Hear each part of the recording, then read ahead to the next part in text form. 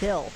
You'll remember just a few moments ago, we had representatives from NC GOP on the show to talk about their stance on the matter. Sounds like they are largely for the measures in this mega bill. We wanted to make sure that we turn to the Dems too and get their side of things. So we want to join now with Wesley Harris, who is the chair of MC Dems, actually Mecklenburg County. So Wesley, thanks so much for taking the time to come here on Live Impact News and share your take on the legislation.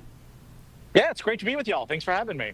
And I just want to point out for our viewers that there's a reason you're outside. It's because, as we shared for our folks in the 2 o'clock hour of Live Impact News, you all are out with various protesters outside of Senator Thom Tillis' Charlotte office in the Mallard Creek area, and you're going to be out there for a few more minutes, seeing if folks want to support your cause. Honk, as we heard some honks from our live feed earlier. Share your take on this one big beautiful bill and some of the cuts which we've been hearing y'all speaking out against to Medicaid and SNAP.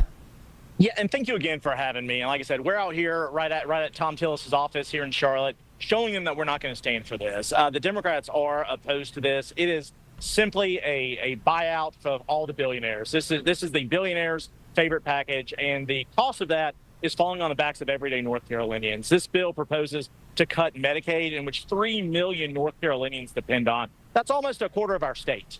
And even if you aren't on Medicaid, you're impacted by Medicaid cuts, because if people do not have health insurance and people cannot go to the doctor and cannot make those payments are passed on to everybody else. And so everybody's going to pay the cost on this, while at the same time, our deficit is skyrocketing for the sole reason that they want to give tax cuts to billionaires instead of actually investing in working people of North Carolina and working people of the country. And that is not a big, beautiful bill. That is anything but. And so we are strongly opposed to that until we get a bill, until we hopefully get a senator that is willing to invest in the people of North Carolina. That's what we sent him to Washington to do. Well, we did point out this earlier, and we'll bring it up again. You know, in response to your protest outside of his office, we just wanted to pull some of the prior social media posts that Senator Tillis has shared in recent days regarding Big Beautiful Bill. He says Democrats, quote, want to double your taxes and hand out Medicaid benefits to illegal immigrants, his words.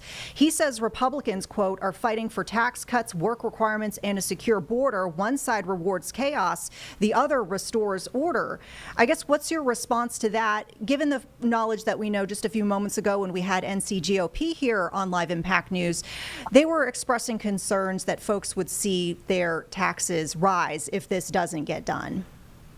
Yeah, absolutely not. Like that, there could be nothing further from the truth. The only people who are going to see tax cuts from this are going to be the ultra wealthy. If you are working class, if you're on the lower end of the income spectrum, you will see your taxes rise, because what they don't tell you is that when the federal government does not do their job and continue to make these cuts and these cuts and these cuts, these are services that every North Carolinian depends on, every American depends on. And when the federal government isn't willing to do their job, they push that down to our local government. They push it down to our state level, they push it down to our county level, they push it down to our city level, and have them pay the bill. And so regardless of what happened, you are going to pay the bill for this deficit, when in reality, they could actually be working on investing in our people that could actually grow our economy, grow our income, so we can actually afford these tax cuts. But yeah, their math simply is not mathing on this. Like, they are doing anything but fighting for the working class. They are fighting for the billionaire class. They are the only people that are going to see tax cuts. We are going to continue to see corporate consolidation go out of control. We're going to see record profits, high prices, because they are not fighting for the working people of North Carolina. Democrats are.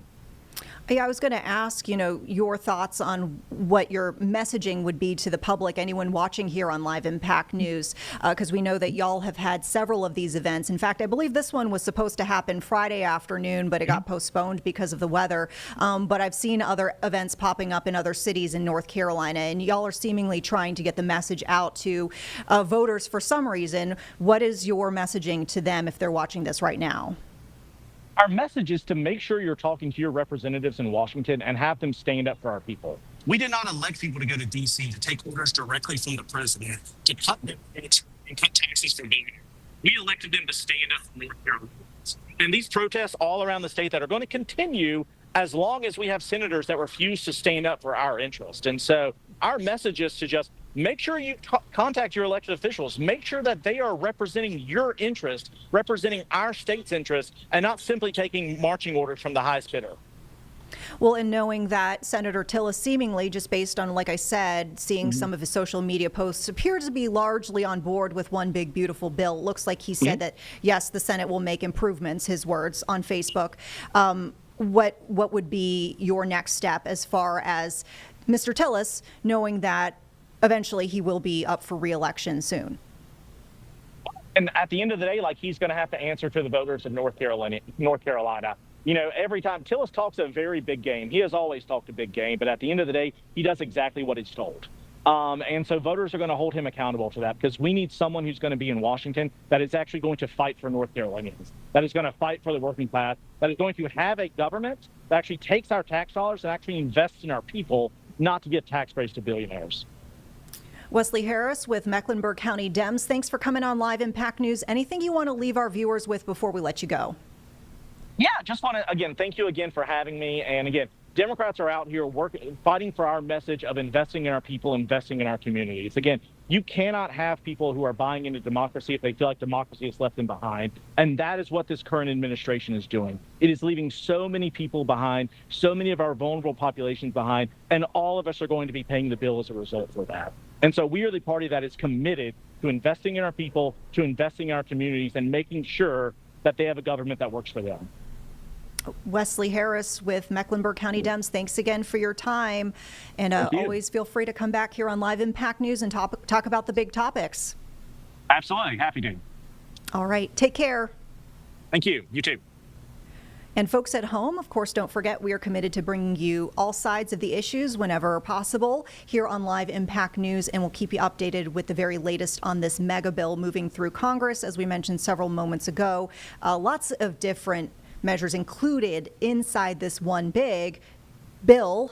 We know that there's a deadline that's been self-imposed by the Republicans of July 4th to get this passed. It's already passed the House. It's in the Senate at this point, and we will keep you updated on how things transpire with that.